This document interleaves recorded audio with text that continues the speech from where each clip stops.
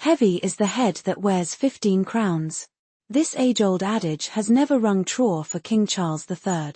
As the constitutional monarch of 15 different countries, including the United Kingdom, Canada, Australia, and New Zealand, the king has long carried the weight of both ceremonial and diplomatic responsibility.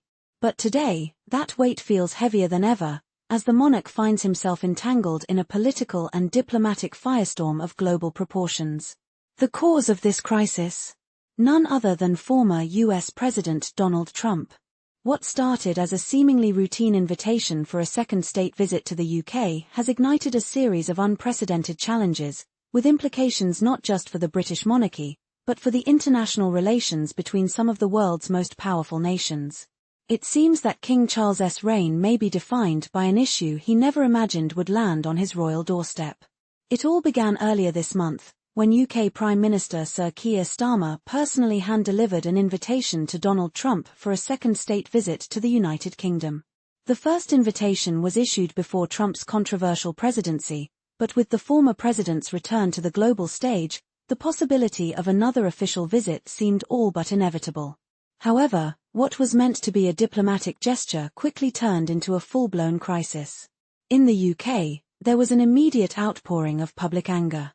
The invitation sparked widespread protests and calls for its revocation. A recent poll revealed that a staggering 51% of Britons believe that Trump should never have been invited to the UK in the first place. The backlash was swift and unrelenting, with numerous petitions calling for the visit to be cancelled, amassing over 300,000 signatures in a matter of days. In the age of social media, public opinion is a force to be reckoned with, and the UK government was facing growing pressure to backtrack. For King Charles, this created an incredibly difficult situation. As the ceremonial head of state, he has little control over the political decisions made by his government, but it was his image that was on the line. King Charles had been a respected figure in British public life for decades, but this invitation, and the inevitable public outcry, was testing his diplomatic skills like never before.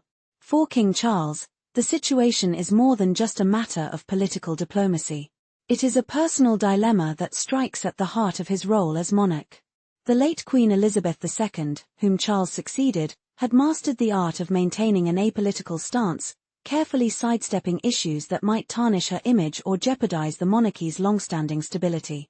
Her reign was defined by an ability to remain above the fray, often letting others take the heat for difficult decisions.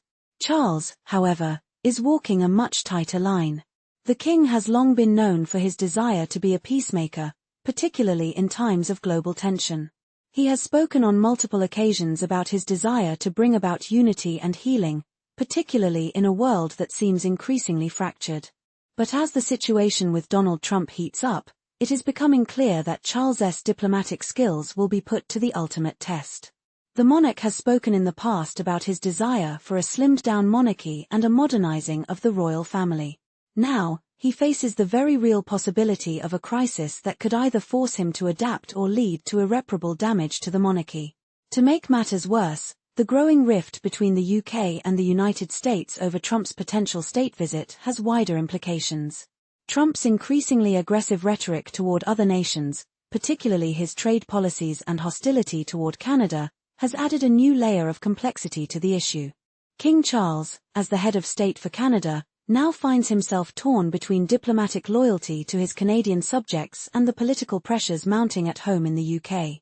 While the United Kingdom is embroiled in its own political turmoil, the situation is even more precarious for Canada, where King Charles also serves as monarch. Canada, like many countries, has deep ties with the United States, but Trump's increasingly combative approach to international relations has left many in Canada uneasy. Sources within the royal family have hinted that King Charles is deeply concerned about the growing tensions between the US and Canada. Trump's threats of trade wars and economic retaliation are particularly alarming to Canadian leaders, who fear the impact such policies could have on their economy. The monarch's role as the symbolic protector of Canada is now being tested. If the king were to remain silent or fail to publicly show his support for Canada, it could be seen as a dereliction of duty. In recent days, there have been whispers within royal circles that King Charles may take a bold step, one that could change the entire course of his reign. Some experts are calling for the king to attend the state opening of Parliament in Canada, a highly symbolic gesture that would underscore his support for the country in the face of Trump's threats. Historically, such events have been rare, but they carry significant meaning. Queen Elizabeth II attended the Canadian Parliament's state opening in 1957, following in the footsteps of King George VI, who attended in 1939 during his royal tour of Canada. King Charles's personal connection to Canada has been well documented over the years, with over 50 years of visits to the country, including official state visits and private family trips. But his role as monarch has now evolved. Could his first significant royal trip to Canada as king be a decisive moment in shaping the future of the Commonwealth? In addition, some royal watchers are urging Charles to take a stand against Trump's policies, calling on him to make a strong political statement by backing Canada in its conflict with the US. Many argue that this could be the moment that defines Charles's reign.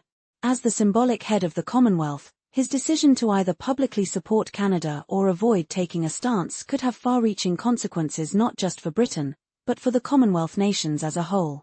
But rejecting Trump's state visit would not be as simple as making a diplomatic statement. The consequences for King Charles could be catastrophic.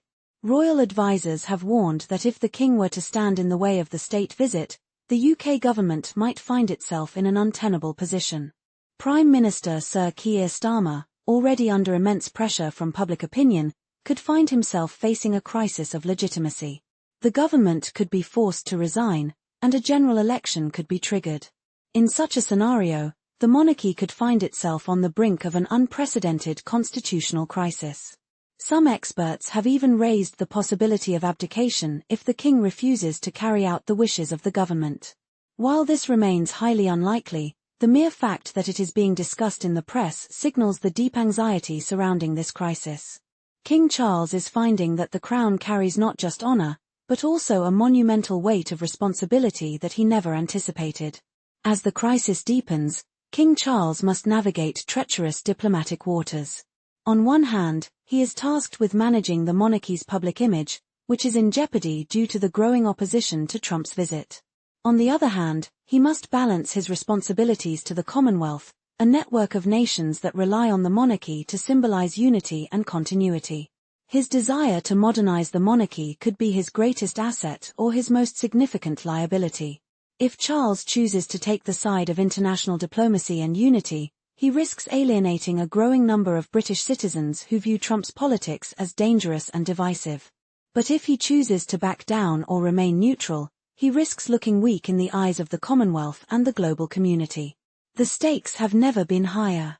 The royal family's future in Canada, and indeed the future of the monarchy itself, could be determined by how King Charles handles this diplomatic crisis. Will he rise to the occasion, as his mother once did, or will the weight of his royal duties prove to be too much? The world is watching, and only time will reveal the course King Charles takes.